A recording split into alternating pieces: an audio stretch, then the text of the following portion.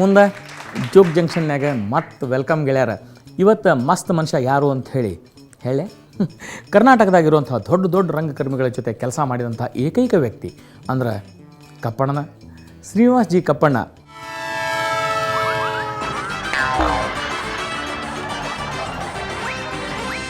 ಬರ್ರಿ Kappanna, please come. Welcome Kappanna. ಇವತ್ತು ನಮಗೆ ಜೋಕ್ಗಳು ಹೆಂಗಿರಲಿ ಅಂತಂದ್ರೆ, ಕರ್ನಾಟಕದಾಗ ನೀವು ಎಲ್ಲ ರಂಗಭೂಮಿ ದಿಗ್ಗಜರ ಜೊತೆ ಕೆಲಸ ಮಾಡಿರಿ, ಅವ್ರ ಜೊತೆ ಇರುವಂಥ ಒಂದು ಅನುಭವಗಳನ್ನು, ಅವ್ರ ಜೊತೆ ಆದಂಥ ಹಾಸ್ಯ ಪ್ರಸಂಗಗಳನ್ನು ಕರ್ನಾಟಕದ ಮಂದಿ ಜೊತೆ ಹಂಚುವರಿ ಅಂತ ನಮ್ಮ ಆಶಾ.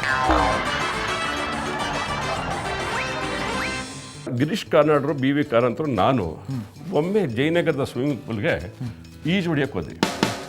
ಕಾರ್ನಾಡ್ ಯಾವತ್ತೂ ಶಿಸ್ತುಬದ್ಧ, ಎಲ್ಲರೂ ಸ್ವಲ್ಪ ವೆಸ್ಟರ್ನೈಸ್ಡ್. ಹೋದರು, ಶವರ್ ತೊಗೊಂಡ್ರು, ಸ್ವಿಮ್ ಮಾಡಿದ್ರು. ಈ ಕಾರಂತ ಸ್ವಲ್ಪ ನಿನ್ನ ಹಾಗೆ ದೇಸಿ ಮನುಷ್ಯ. ಅಲ್ಲಿ ಹೋದರು, ಸ್ನಾನ ಮಾಡ್ಕೊಂಡ್ರು, ಬಂದರು, ಕುಳಿತುಕೊಂಡು ಕಟ್ಟೆ ಮೇಲೆ ಕುಳಿತುಕೊಂಡು ಇನ್ನೇನು ಜಂಪ್ ಹೊಡಿತಾರೆ. ಕಪ್ಪಣ ಬನ್ನಿ ಬನ್ನಿ, ಒಂದು ಡಾಕ್ಯುಮೆಂಟ್ರಿ ಮಾಡ್ಬೋದಲ್ಲ. ಸ್ವಿಮ್ಮಿಂಗ್ ಪೂಲಲ್ಲಿ ಏನು ಡಾಕ್ಯುಮೆಂಟ್ರಿ? ಅವ್ರ ಹೊಟ್ಟೆ ನೋಡಿ ಇಷ್ಟು ಚೆನ್ನಾಗಿದೆ, ಇವ್ರ ಹೊಟ್ಟೆ ನೋಡಿ ಇಷ್ಟೇ ಇಷ್ಟಿದೆ, ಇವ್ರ ಹೊಟ್ಟೆ ನೋಡಿ ಇದ್ರೆ ಇಡೀ ಸ್ವಿಮ್ಮಿಂಗ್ ಪೂಲ್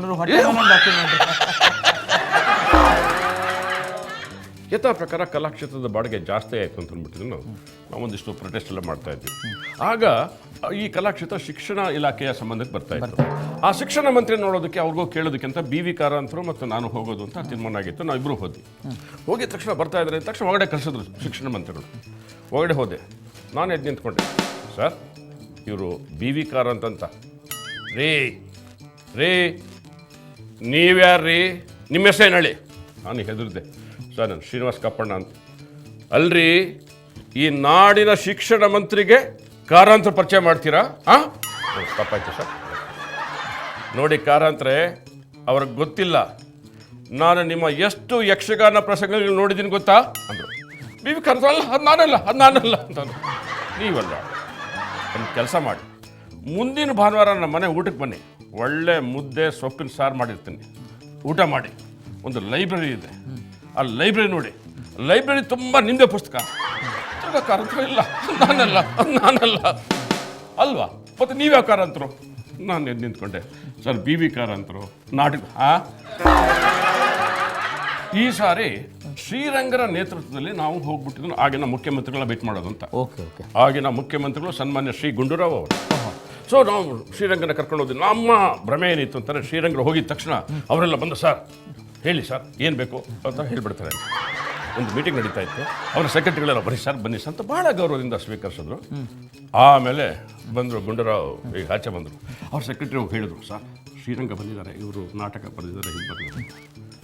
ಗುಂಡೂರಾವ್ ಏನು ಅನ್ಕೊಂಡ್ಬಿಟ್ರು, ಶ್ರೀ ದೇಶಪಾಂಡೆ, ಶ್ರೀ ಕಪ್ಪಣ್ಣ, ಅದೇ ಥರ ಇವ್ರು ಶ್ರೀರಂಗ ಇರಬೇಕು ಅಂತ. ಏನೋ ರಂಗ, ಚೆನ್ನಾಗಿದ್ದೀಯಾ?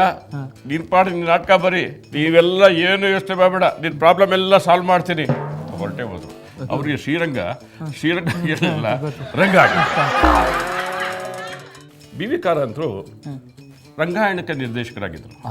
ಆ ಸಂಸ್ಕೃತಿ ಇಲಾಖೆ ಸಚಿವರು ಬಂದಿಲ್ಲ ಅಂತ ಅಂದ್ಬಿಟ್ಟು ಅವ್ರನ್ನ ಕರಿಯಕ್ಕೆ ಹೋದ್ವಿ. ಬರ್ತೀವಿ ಅಂದರು. ಅವ್ರು ಬಂದಿತ್ತು.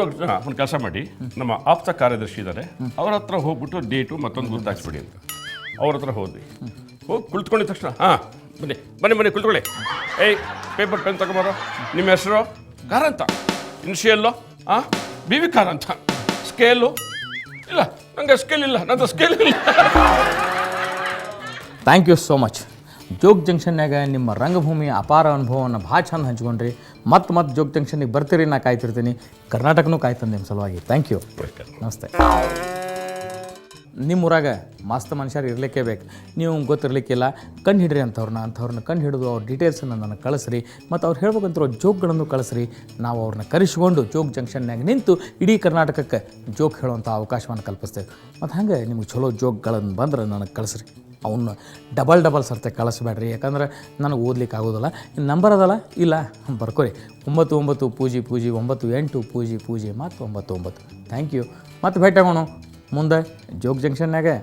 ನೀವು ಮುಂದ ಜೋಗ್ ಜಂಕ್ಷನ್ ಕಾರ್ಯಕ್ರಮದಲ್ಲಿ ಭಾಗವಹಿಸಲು ನಿಮ್ಮ ಇತ್ತೀಚಿನ ಭಾವಚಿತ್ರದೊಂದಿಗೆ ನೀವು ಹೇಳಬಯಸುವ ಜೋಕ್ಗಳನ್ನ ಒಂದು ಹಾಳೆಯಲ್ಲಿ ಬರೆದು ನಮಗೆ ಕಳಿಸಿ. ನಮ್ಮ ವಿಳಾಸ: ಮುಂದ ಜೋಗ್ ಜಂಕ್ಷನ್ ವಿಭಾಗ, Suvarna news 24/7, number 204, embassy square, infantry road, Bengaluru 1.